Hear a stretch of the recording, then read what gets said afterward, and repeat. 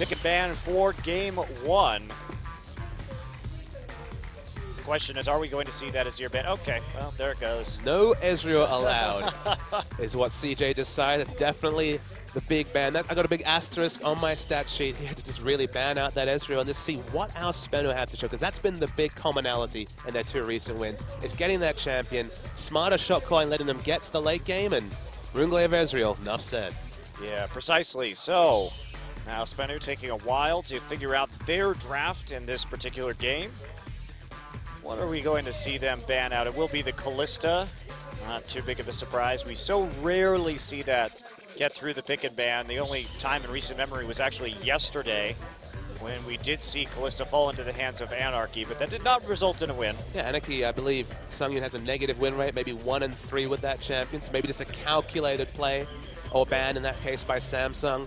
Waiting to see if SBENU just target, you know, the carries. The Coco and Space, these are the only common players from the strongest possible CJ Entus lineup. Or do they actually have a read on the likes of Helper, Trick, and Max? Do you even ban the Rumble that had one impressive performance and then one really shaky one? Or the Gnar, too. Gnar is a great catch-all pick against a lot of laners, and especially for lane matchups. And Helper's Gnar was good in team fights. There's no question about that. He synergized very well with Mad Life's Alistar in terms of chaining CC. And it's 5-12 still. I mean, people have been talking about the 5-13 Graves, but a 5-12 Graves ban to Space. Played it twice, 1 win, 1 loss. Interesting champion, but to actually absorb a ban. This tells me that SBENU may want to actually play Sivir here, because that is what Space likes to pick the Graves into, just so he can have that very dominant laning phase and just kind of create the snowball from there. It's certainly not a high damage late game carry in terms of consistent damage over the course of team fights, but potent early on. There's an Italy ban up against Trick, so one of the Italy bans that we see, it's more of a pocket ban here in Korea just because there are only specific Nidalee players, and will they go ahead and take that Rumble first for Helper? It's a lot left on the board. Gragas still available. Alistar still up.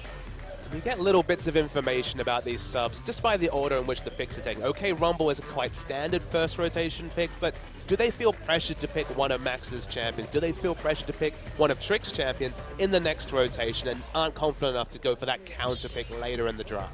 Yeah, that is the big question. Okay, Kassadin and Nocturne hovered over. Mid-Nocturne played in the LMS recently. Chowie smashing on that champion, so we can dream. Well, we see Nocturne top in the LCS. We see Nocturne jungle in several different regions now. Not a lot of winning, though. No, well, he's not very good, though.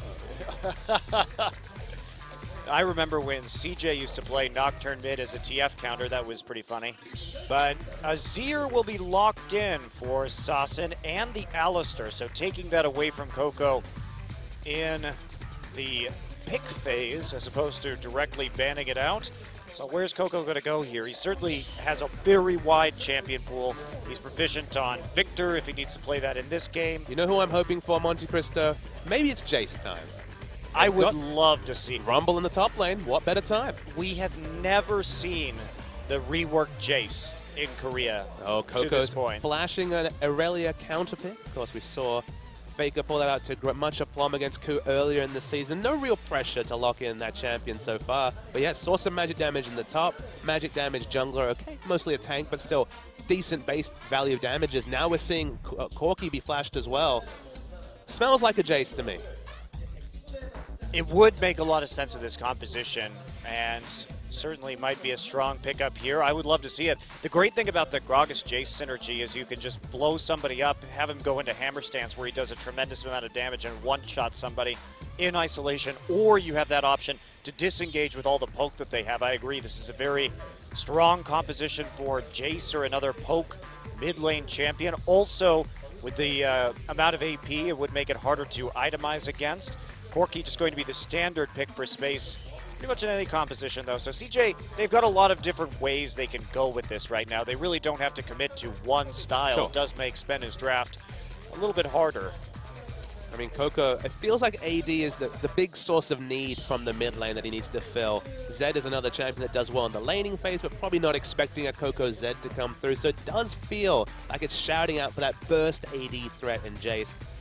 It's very execution heavy when you talk about Rumble, Gragas, Jace, if they do lock it in, because, you know, negative synergy between displacement and Rumble ult. Okay, if you can get the perfect isolation burst off, that can work really well as well. We're waiting in trepidation to see where does Coco go, because it feels like if he locks in Victor, we're really magic damage heavy, and he's locked in the Jace. Yep, Janna Jace will be it, so... Poke time! Yeah, this composition really exciting. Of course, we do refer to Coco as Korean Sniper. He's had some amazing Jace games this year. So this is his first game on the rework Jace? Yes, it's the first game in Korea on the rework Jace. I didn't even appreciate that. I thought there must have been one game around. I feel like the rework Jace, I know you were kind of really hesitant to call it buff. I think this is a straight buff. I think a lot of what he did before, okay, maybe you don't push down towers as fast, you don't get that leveled up W as early, but the EQ, the poke, certainly buffed up. He's definitely stronger in the late game. I mean, there's no debating that, right? But the question is, he just takes a longer... They basically just smoothed out his power curve is what happened to him. So he does take a little bit of a hit to his early game, but his potency in the late game is greatly improved. So he's kind of, obviously there are a lot of comparisons between him and Varus. I prefer Jace to Varus just personally, but if we look at that mid-game power spike, that's where Varus is going to be stronger in comparison to Jace, but late game, that switches up. So it will be the Sivir lock-in. Yeah, SBENU, very balanced engage comp coming through with the likes of Sivir. I'm not a big fan of the Sivir Azir just because Azir feels better when he's cutting backwards, and this team is all about getting in the face. But if you can get on top of Jace in particular, he's the most immobile of this CJ Entus lineup. You can definitely take a team fight win if you're SBENU. Very balanced lineup with tankiness, damage, and that on the hunt for the engage. Yeah, and SBENU absolutely can fight this poke comp. When we think about their engage so far, they have two forms of heavy primary engage.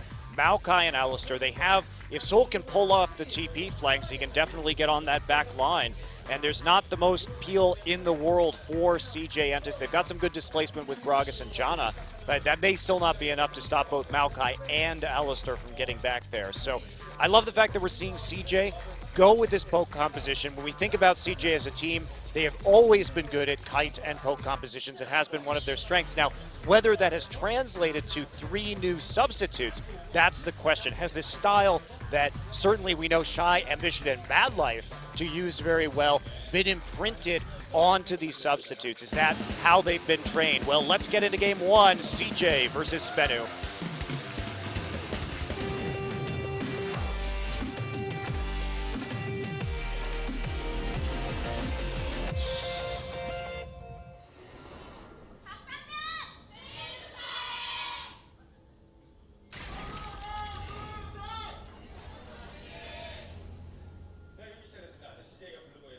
Okay, so the mostly substitute lineup of CJ takes the rift here up against the starting lineup, what we see most of the time from SBENU Sonicboom.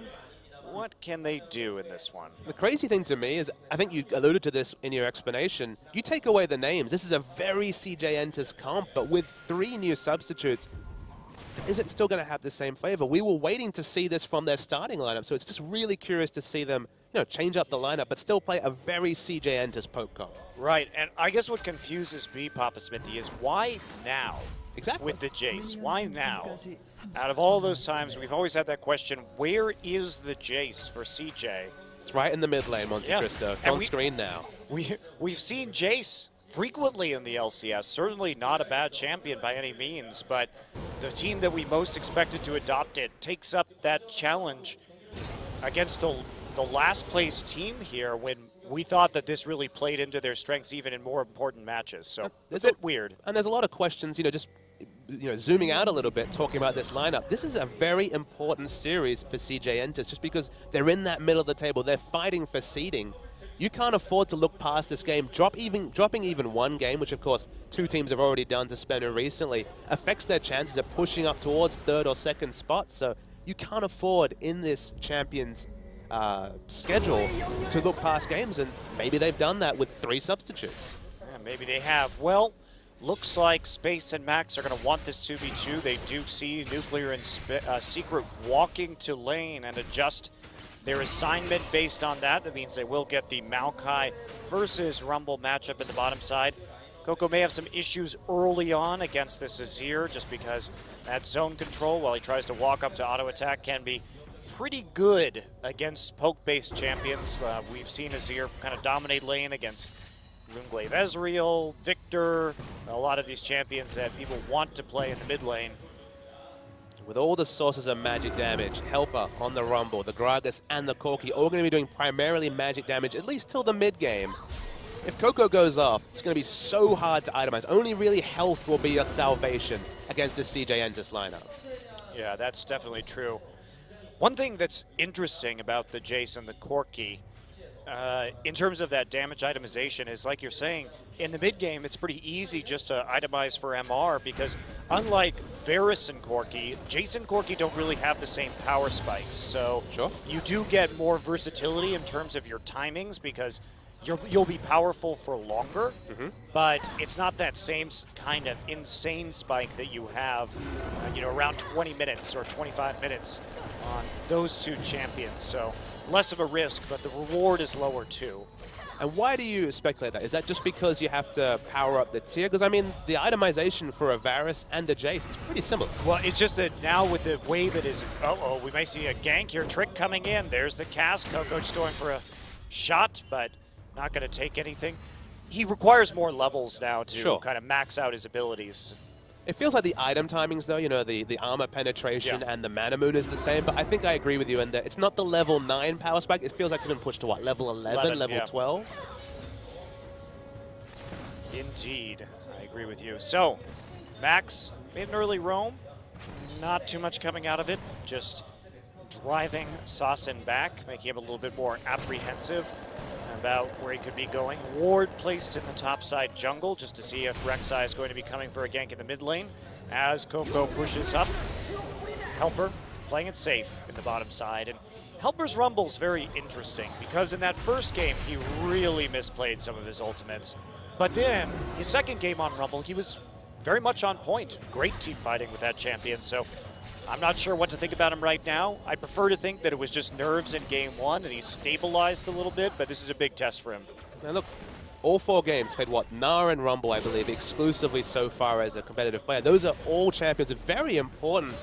Team fighting oriented champions, they require split timings. So to be on champs like that, they must at least trust that he has the potential to get there. He played 1 game of Maokai, I believe. But other than that, yes, those have been his primary picks. Maokai less skill shots. Maokai, pretty easy. There's a reason why when you see someone either changing role or a new top laner coming in, my first thought is just ban Maokai, because why not Maokai? If you're just new on the scene, if you have nerves, no skill shots required, targeted engage, just teleport and go. Yeah, no teamwork required either, especially I mean the teleport maybe. Yeah, maybe, but all top laners could be said of. So true. It's not as complex as running something like Gnar. Even though Gnar does have a lot of favorable matchups, it comes into question as to how well the individual player can manage that Gnar rage. So, yeah, I agree. The Maokai is pretty darn easy. Now, Trick here at the enemy Raptors. They're still looking to gank for Coco. So I guess the plan is for CJ right now, get Coco rolling.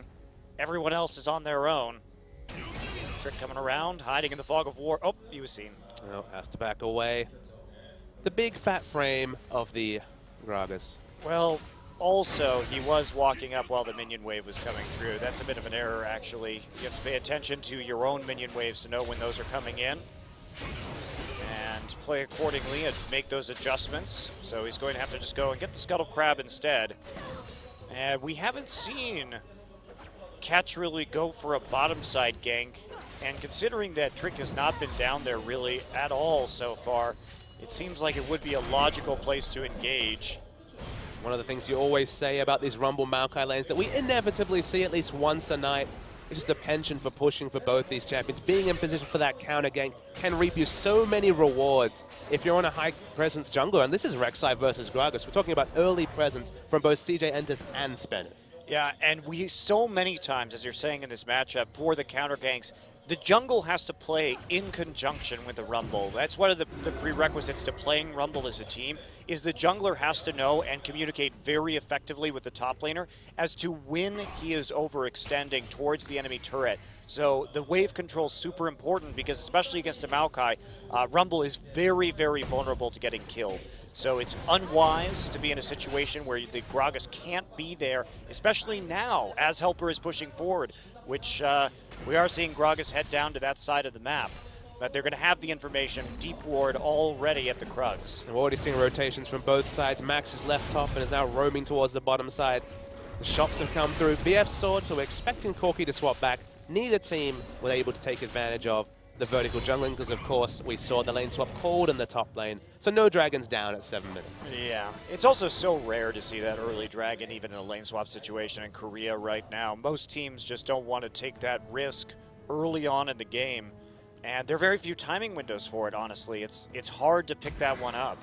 So Coco going to grab his first blue buff. And we will see, of course, Sasan do the same in a couple of minutes, barring any kind of contest from CJ Entus. Corki is nearly level 6, so he's going to be pretty happy. A little bit behind in CS, but we sort of expect to see that in the Sivir Corki lane pre-6.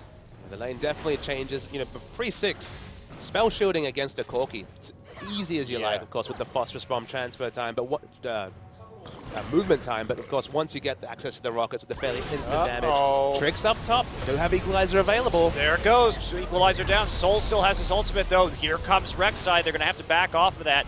Really a difficult gank to make work when Maokai is that close to his turret. Soul really doesn't have to use anything at all to escape from that. And Soul exclusively built for lane as well. He went for the cow, not for the more greedy option of the Catalyst into the Righteous Glory for team fights. So double Dorans and cow, not killing that tree. Yeah, especially with the Gragas.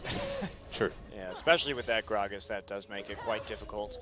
So a little bit of relief for the SBENU bottom lane as they start to push a little bit more aggressively with the knowledge of where the enemy jungler is. So this is the build from Sasan that's definitely coming through. We saw it from Faker 2 days ago. Keen did it in the LCS. Nashor's Tooth, okay. You know, I was kind of tunneling on the fact that the passive, of course, the on-hit damage with the AP scaling doesn't apply on the soldiers, but what it gives you in the laning phase, that high amount of attack speed and AP, really gives you a lot of early lane control. It's like an earlier power spike than you would expect from this Azir, and it feels like you don't necessarily need the mana regen of the Morellonomicon, and you get the same 20% CDR. I think the nice thing, here we go, gank on to Helper now, catch on the top side, there's the knock-up, ult is popped, they're going to try and kill him, he will go down. Red buff will take him out, burn him, and that's going to be first blood for SBENU, and that's what we expected to see. Yeah, it's two substitutes, of course, jungler on that top side, no defensive ward down from Trick for Helper, nothing he could do. So, Space just going to get knocked up there. Nothing too fancy from Secret. It's a lot of mana for not really a good trade, though. You have to be careful when you use those abilities because you don't have a lot to work with. Trick just going to go ahead and clear out a pink ward in that bottom side. And one thing that's really nice, I was thinking about this too since we saw it, but one thing that's nice about that Nashor's Tooth is that for Azir, it gives you a lot of control over the wave. So not only do we see it against less mobile, I mean, we saw it against the Kassadin, we're seeing it against the Jace. So they can't just jump out of the Sand Soldier's range. So the more attack speed you have, the more guaranteed hits you're going to get, right? The more damage you can do in some of these trades because they can't immediately escape it. Kassadin can't at least pre-6. Or you just waste a whole bunch of mana. But the other part, too, is you get so much control over the speed at which you push. It's not like you just have a bunch of AP and you bomb out a wave with a normal AP mid laner. You have so much control over where the wave is at any given point because you're not doing that much damage every hit, so you can stop attacking and just keep on freezing the lane or whatever you need to do. I'll put my analyst hat on as well, Monte Cristo, and just talk about the fact that, okay, you're subbing out basically a Morellonomicon, which gives you a bit of mana regen as we go into a pause for the Nashor's Tooth, getting the same amount of CDR. One thing that I feel that you can take advantage of if you're the enemy team, if you're CJ Entus, it's a much more blue-centric build. You need the blue buff for any semblance of mana regen because you will not itemize for it anywhere in your build. Yeah. And I guess the last thing is, it's surprising to us that this is coming in because it's 512, right? In 513, that item's going to be much stronger. More ability power, 20 more ability power, 10% less attack speed. Definitely if you're a mage, erring towards the ability power in terms of preference. Right. But even so, that's probably going to be even better on Azir in the next patch. So it is a bit weird that we're seeing it the mass AP itemization change. Looks like we have an issue over on the CJ side of things. Looks like Max maybe having some problems. And he has left the game. He's had enough. Packing up. Send in Mad Life. Yep. Do you think we'll ever get there, Monte Cristo, mid-game substitutes? No. I mean, we probably didn't expect, the between series substitutes. Of course, it was Masters last year that really debuted that as an idea. I can dream. I'm a soccer fan. We see plenty of substitutes. Just take the reins. They have to reset all their hotkeys. In the middle of like the flash, like, all right, Mad Life has the better WQ combo. We got this. Sub him in. Well, Papa Smithy, if it comes to that, we're also going to be pausing for commercial breaks in the middle of games. So, and with that, we'll go over to our SBENU ad. Yeah, I don't think that's going to happen. I hope it doesn't, but we shall see. Post-kill celebrations. Oh, also something important to mention is that SBENU was actually given a warning for pausing the game for Sasen's wrist pain. Really? In the last match that SBENU played in. So if they have a pause like that again, they will be docked a match point. And that is the same infraction. Actually, this is the series between serial infractors, because of course, Space famously needs to go to the little boys. That's right. So it's interesting that's an equivalent punishment, because it feels like the wrist pain, I mean, maybe it's hard to quantify that I don't really agree with that. I think that the problem is you can't know whether a player is telling the truth about that, I guess. Either. But, I mean, obviously in many sports, having an injury break is perfectly okay, and if somebody's muscles are seizing up, you kind of don't have a choice but to stop. You can't really keep playing through it. So work with me here, Monty. We can't have mid-game substitutes. You said big flat no to that one. How about mid-game drink breaks? Okay, or bathroom breaks. I don't know about the bathroom breaks. How do you explain that to the viewer? What's the way you kind of communicate that? Yeah, I mean, really the pro teams should just get catheters. That's what I think. That's where you want it to go? Are we sticking with booths in that scenario? Yeah, of course. Okay. What happens below the table stays below the table. Just change out all the seats for toilets. Oh, dear. So, looks like Space and Max getting a little bit of quality time with this tower, with the Sheen. It's always nice. Start to chip that away. So let's learn about Nationals, too. Because, I mean, Jace is no slouch in wave clear, though he's kind of gated around, acceleration game. But the EQ combo means wave clear every 10 seconds when it comes to taking out the backline or really chunking out the melee minions. It feels like the instant pushing advantage should be squarely in Sasen's favor.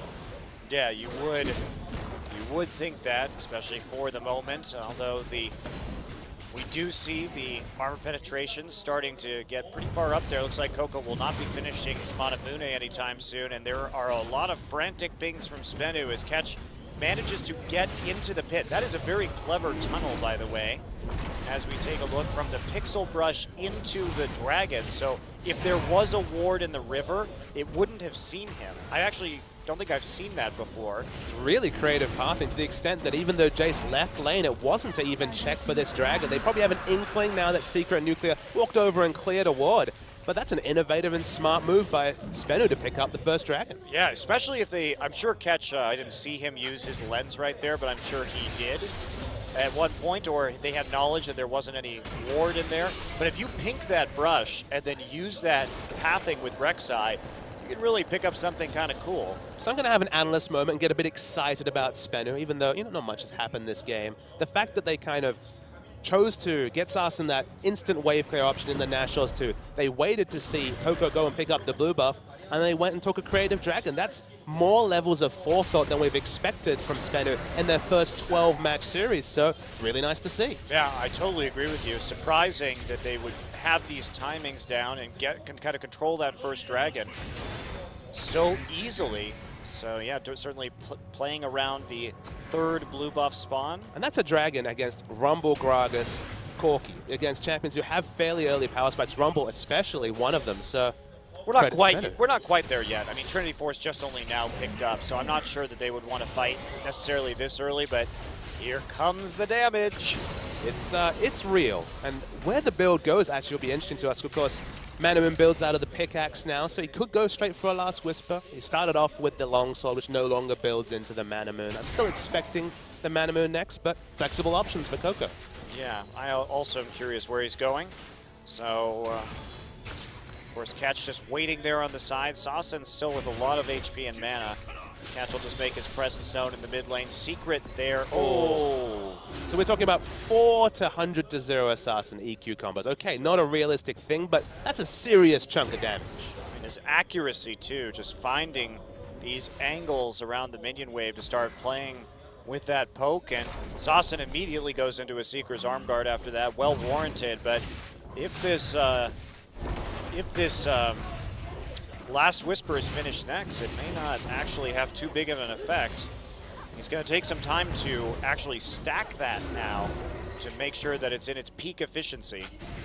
It is the Manamoon that's the pickup, so we were hoping for the Last Whisper. Certainly going to be a Last Whisper soon, given he's picked up another pickaxe on top of the Manamoon. This poke, do SBENU have the options to deal with the poke? Of course, they have the potential of that flank from Maokai. Kind of need turrets down to deal with that, so the laning phase itself going to be painful for Sus. Yeah. Also, it's worth noting the farm here in the mid lane is very good for both of these mid laners. Not very many CS missed so far. Helper getting outclassed in the top side, it must be noted. Bullied out just a little bit. Going for that Leandries early for the lane matchup up against Maokai. We just tell the viewers this is 513 and look like geniuses, Monty. Leandries Rush going to be a massive thing on 513. The Jace will be interesting. The Azir with Nashor's will also be a consideration. Coco's taking a bit of damage, able to knock away Catch. I guess the one thing I'll say is that because Azir has gone for this Nashor, it's because he's basically pigeonholed himself into instant pushing. When you're an AD-based champion like Jake's, last hitting under turret should be pretty trivial. Yeah, quite easy indeed. So Sasson here, still looking to get some damage down. Trick is waiting there, but they are seeing Max walk into that brush. Of course, they do have the ward right at the choke point around that dragon, so pink ward not going to be effective in seeing what exactly SBENU can keep track of. What CJ want to force at this present time, with the fact that Soul's actually completed the Spirit Visage very early, is they pretty much want ARAM wars. They want to sit in mid and have that physical damage poke from the Jace really register with no hope of a flank because you're in that really short, you're both outer turrets up mid lane. The laning phase obviously is going to be what prevails, but no semblance of armor means that Coco's damage is going to register to all 5 members. Yeah, that's if he can actually escape from this lane soon. They've got to start to make a push, and here Sasson's it comes. left the turret. But he's back there, uses that Sand Soldier, gets chunked immediately upon returning to lane. Helper's even making a move down here. They're starting to group. Looks like they want to give up that top tower, which is already very low, and maybe force something in the mid and the bottom side. So Nuclear having some issues at the moment, matching up to the pressure from those rockets, and Sasson has to go back. And, you know, honestly, if Max and Helper, or Max and Trick rather, can just harass this blue buff, then it's going to be a free mid lane. Yeah, oh boy, the blue buff Sasson. releashes free outer turret in the mid lane. We already saw the bottom is chunked and have a bit of damage as well. Wow, I mean, that's some great play from CJ just to delay him long enough that they take the more important objective, and now Trick's down in the bottom side, just hopping lane to lane, helping out, get some damage safely. And it's CJ Entus' time to shine. Got those early power spikes, got the poke comp, throw multiple members in a lane, and turrets will roll down. Yeah, and as the turrets roll down, it's important that, ooh, wow, that attack speed really doing work on the turret. So Sasson going to town, he's going to get a mid lane of his own, pops the Sand Soldier on there, nicely played. Maokai's teleporting, waiting to see that's in the bottom lane. Max actually is going to get knocked out by Soul right there. Helper on the outside already TPing down. Good equalizer across 3. Soul getting low on the outside, and Coco just going to flash to pursue Sasson into the choke. So 2 for none for SBENU. Very early all in around that dragon, but that's going to mean it goes over to CJ Entus, barring any kind of crazy steal. Blue buff will be taken by them too, so CJ starting to dominate the map.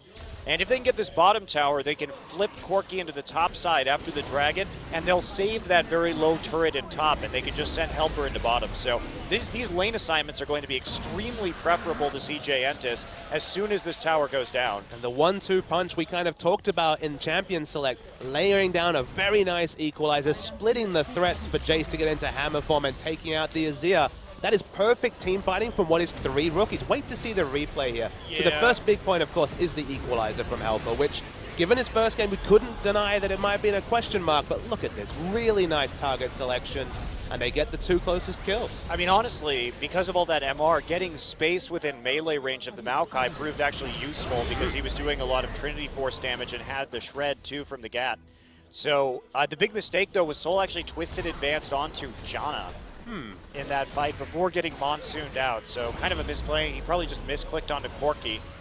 But that did set up an easier time to get the Janna out of lane. So it looks like they will be too late to save the top turret, though, unfortunately for CJ Entus. Wait to see what the lane allotments are. It looks like Corki's up top, wants to push down that wave. Siv's going to answer it as well. Maokai has the magic resist, which in the laning phase is usually preferable against this Corki, but turret damage is going to be massive. They need wave clear, they need it fast up top, do SBENU. Yes, they do. So they're starting to send some people into the top side. Sivir will be there shortly. 4 members of SBENU there already. They see there's a bit, wow, Secret has to be a little bit more careful, getting really close to that Corki. Trick there to back him up in case there was any kind of funny business.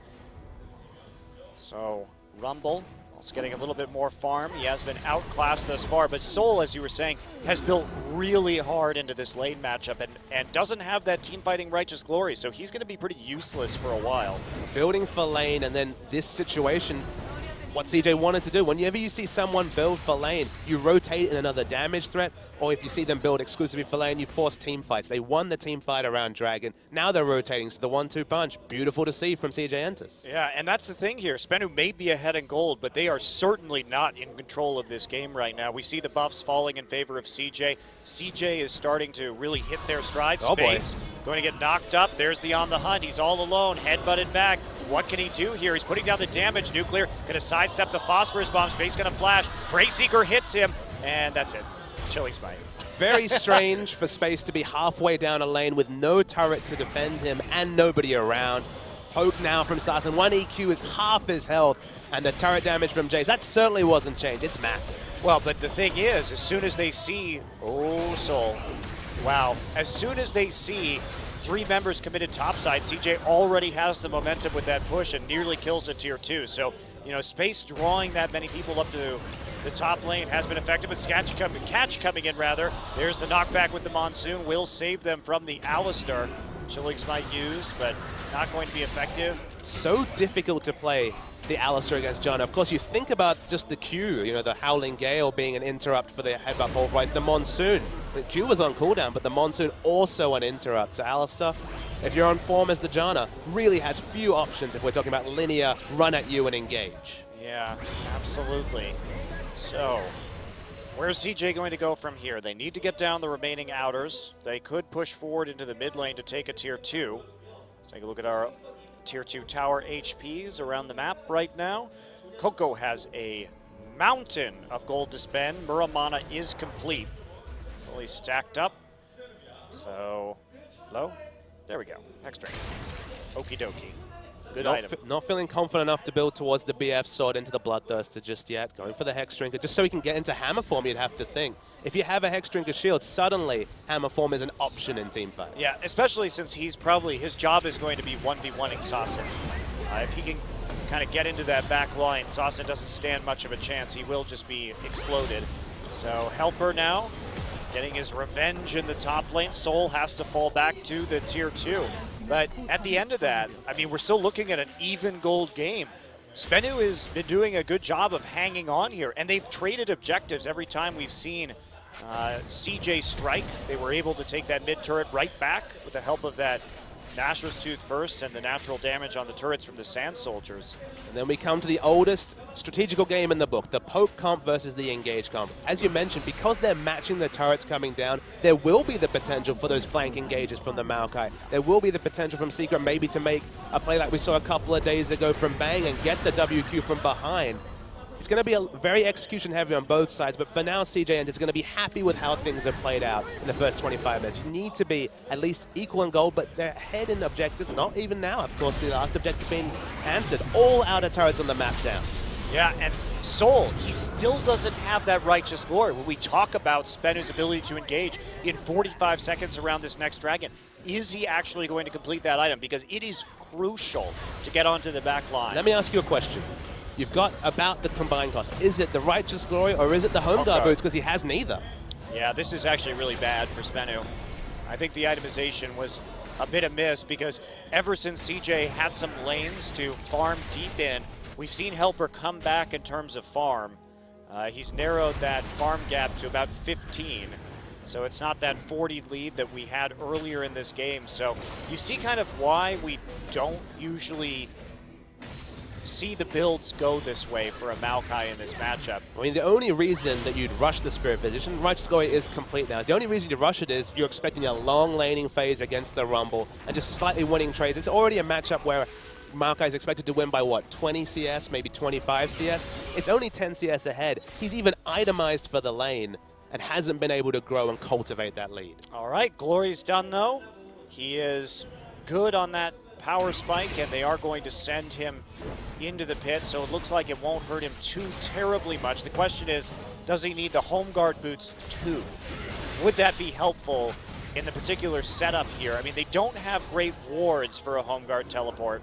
Yeah, super, super deep wards that require a Home Guard to get in.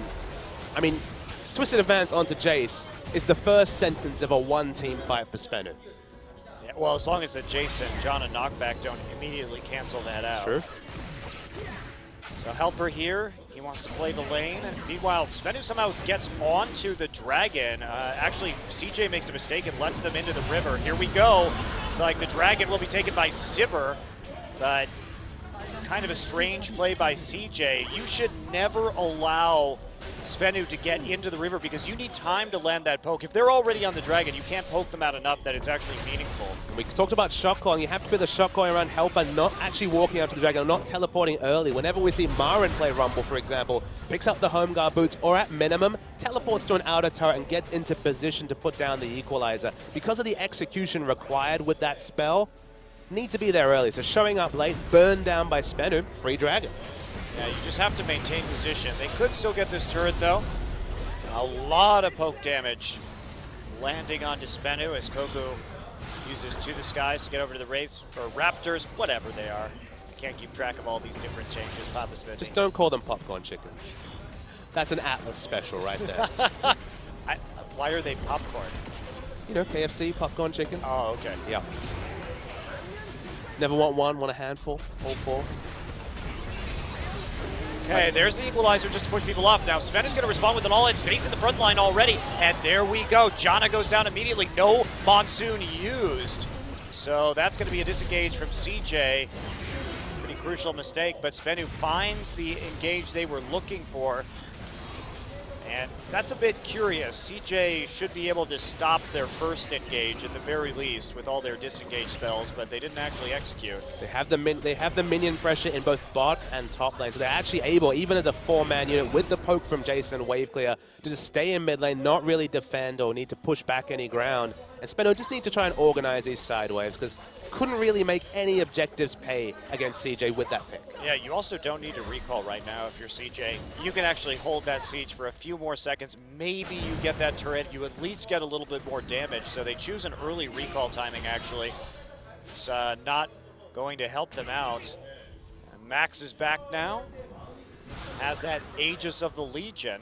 From support, we don't see this too often, but yeah, used all his gold basically. In fact, you have to say between the Chalice and the Aegis, quite a lot of gold income come through for the Janna. Yeah, that is a bit interesting early. Trick going for a Spirit Visage, so kind of weird itemization that we don't normally see. Catch with the more typical Cinder Hulk into Locket.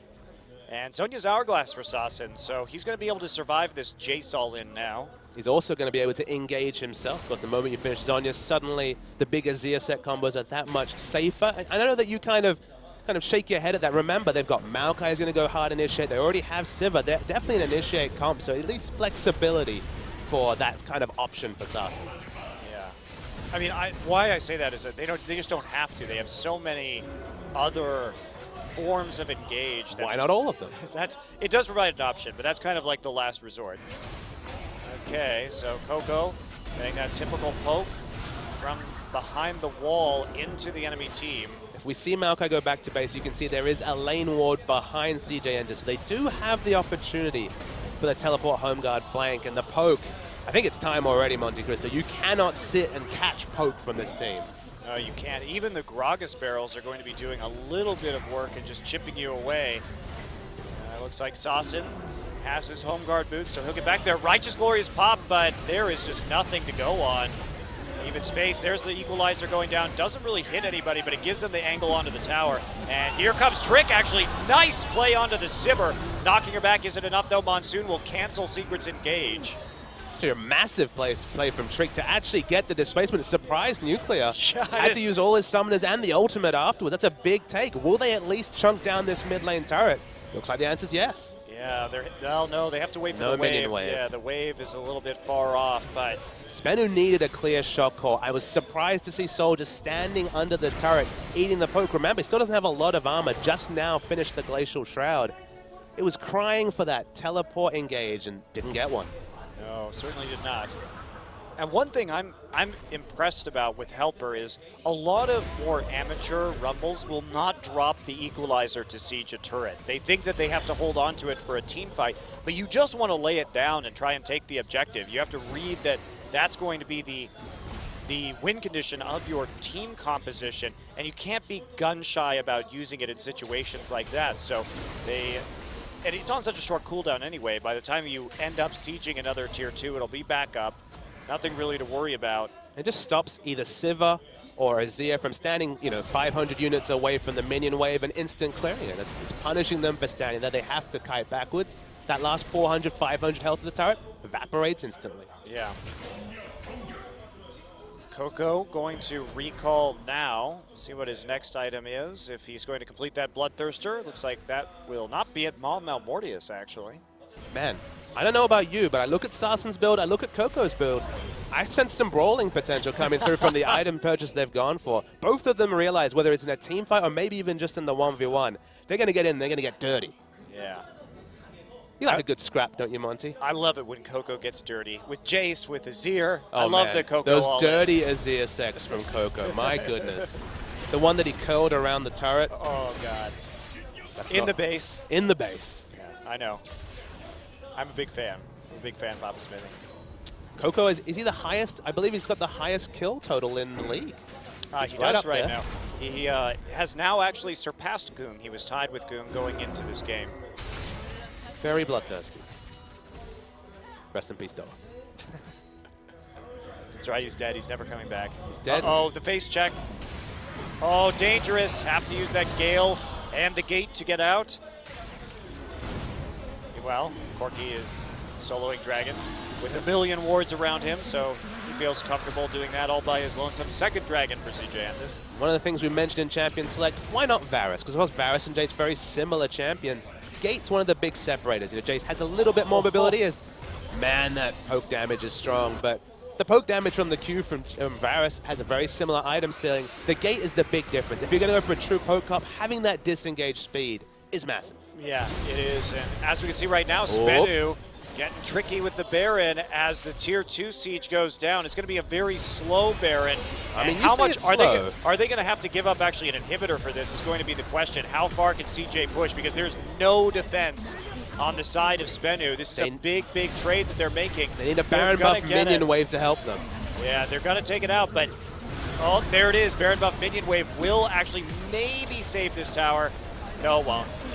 Well, that actually probably isn't a very good trade for SBENU. Because the next time Baron comes up, they're in that horrible position of having an exposed inhibitor on the opposite side of the map. You know, you're willing to sacrifice maybe the top inhibitor turret, even then, not an ideal trade, but kind of more equivalency. Unless they can really take advantage of this Baron buff. Feels like CJ have a lot of options come 6 minutes time. Yeah, and how are they going to take advantage of the Baron buff right now? Also, because they don't have really any minion waves except they're going to rush down mid. The mid lane going in their favor. Sasin did some work clearing that out and taking it, but I'm not sure they're going to be able to do much more than that, really. Trick may be getting a little bit greedy here, but he's got Max just to put down a pink ward and find Secret. Not so secret anymore, are you? Helper? Why did he use Zhonya's? Style points? Okay. There's rookie mistakes, and there's the casual Zhonya's. The casual Zhonya's is the most bad manner. You say, I don't even need this to beat you. Go ahead. I think the Zac Zhonya's is the most bad manner for the sick pose value. Pose value is good.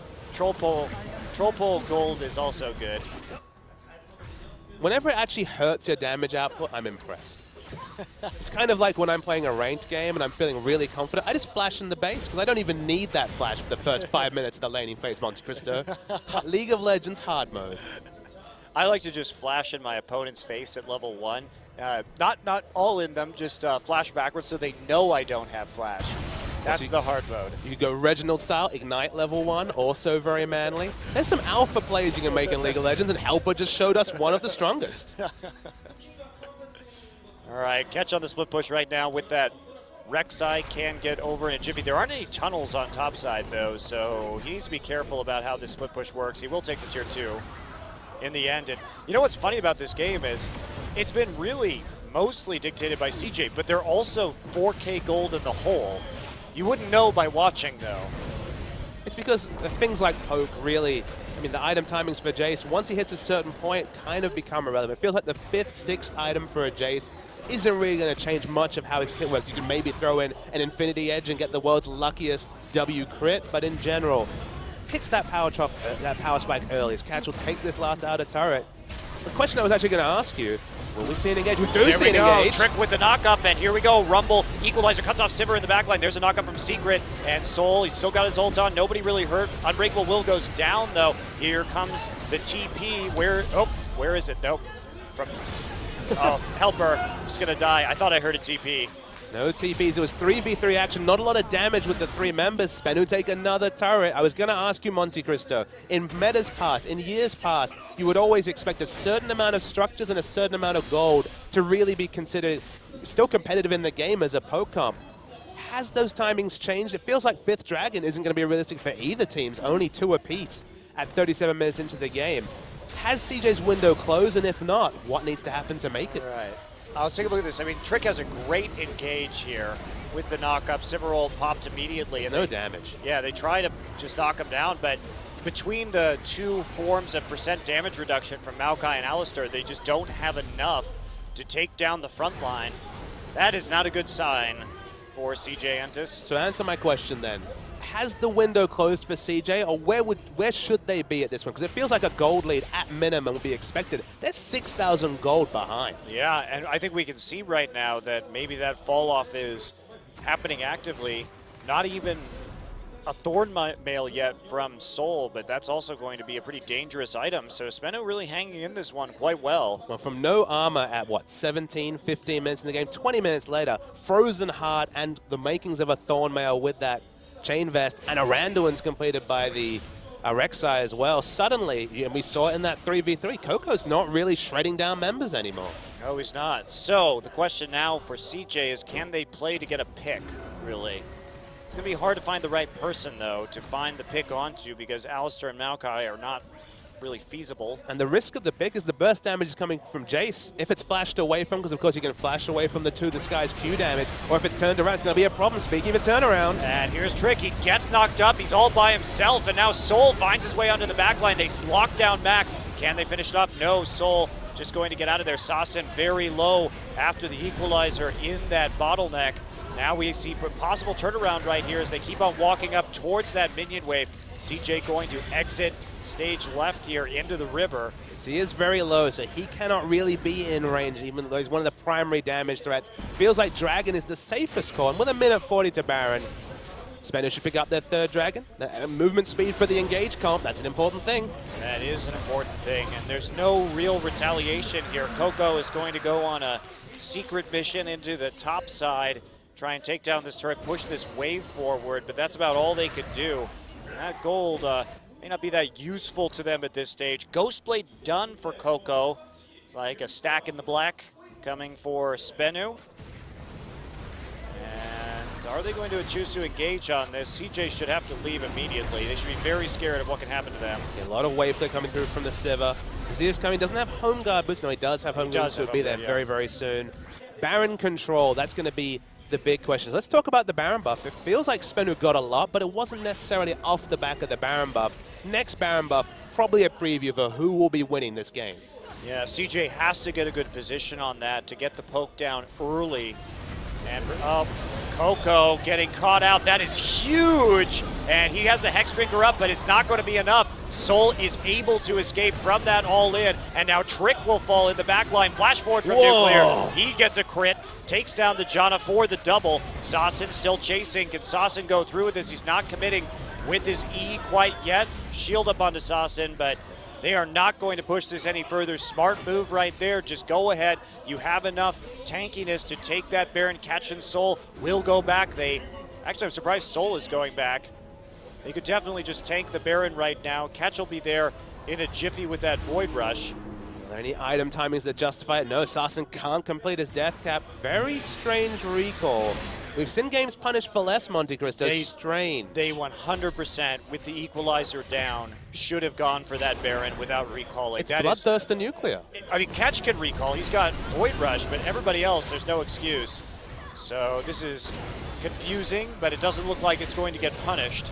There's no way for CJ, even with some wards around the area, to contest second Baron buff for SBENU. The first one was a very smart, sneaky one that really kept them in the game. We thought the base breaking and bottom might be relevant, but multiple team fight and skirmish wins in a row to SBENU, and suddenly 10,000 gold ahead. Yeah, and you see the team fracture right here. The two carries going into the river alone. With this level of engage, you really can't stand to be a part of if you're running that poke composition. The wait for the flash over and auto attack, cancelled auto attack, 600 crit into 630 crit, and rest in peace, Janna. Nobody's going to survive that one. GA onto Nuclear, very interesting. It's actually a good pickup in this particular situation in case Jace manages to find her all by her lonesome.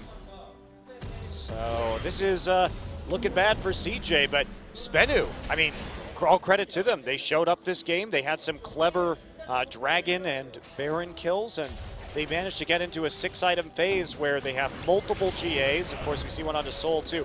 I guess he just doesn't even care about getting a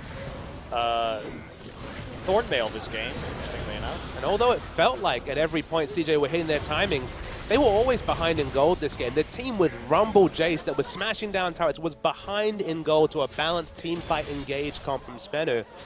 And now you're at the point where it's late enough in the game and the gold lead is such that it doesn't feel like CJ really have any options barring the pick of all picks onto one of these primary targets. Yeah, this is going to have to be a pretty epic comeback for CJ Entus, but I mean, SBENU actually starting to get much, much better in this second round robin. It's exciting, you know, at one point, you know, 4 or 5 series in, SBENU game's almost an eye roll. You're like, oh goodness, this team again, just going to lose 2-0. Suddenly, really competitive against multiple teams. Took a game off KT, in prime condition to take a game off CJ, and there's no Runeglaive of Ezreal asterisk this time. There is the sub-asterisk, though. That's true. Trick tries to go in, but there will be the Zonias from Sasson, so they don't actually pick up a kill. They tried to punish SBENU's multi-lane push. Multi-pronged attack? Multi-pronged attack. Well, they get him low enough that SBENU starts to get nervous and heads out without actually cracking the base. So CJ clinging tenaciously to life, but that is probably not going to be the case for much longer. I mean, they can't even kill this Maokai once, let alone twice with a GA. Man, 2 GAs on the lineup when they don't really have the attack speed modifiers. Because remember, this is Corki Jace. Neither of them are going to build a lot of attack speed items. Only the Blade of the Ruin King for attack speed and the tiny fraction that comes through from the Trinity Force. It's not the attack damage, attack speed, critical strike triumvirate for breaking down tanks. Soul is going to be immortal, and then he'll come back. Yes. Well, what's the point of coming back if you're never going to die the first time? These are very deep philosophical questions that you're asking right now about this movie. I don't think much philosophy is going to be required from this SBENU line. The moment they locked in the Zhonyas, the moment Sivir picked up a GA, it's all about their hard engage. They're smashing heads in. They're not sitting back and philosophizing. Well, they can just dive now, too, which is the scary part. So, SBENU, I actually think... But will they dive? Yeah, because you never know with these teams. I remember you saying dive, dive, dive during one of those 7-hour casts you had with Doa this week. Diving's never a guarantee. Well, unless it's anarchy.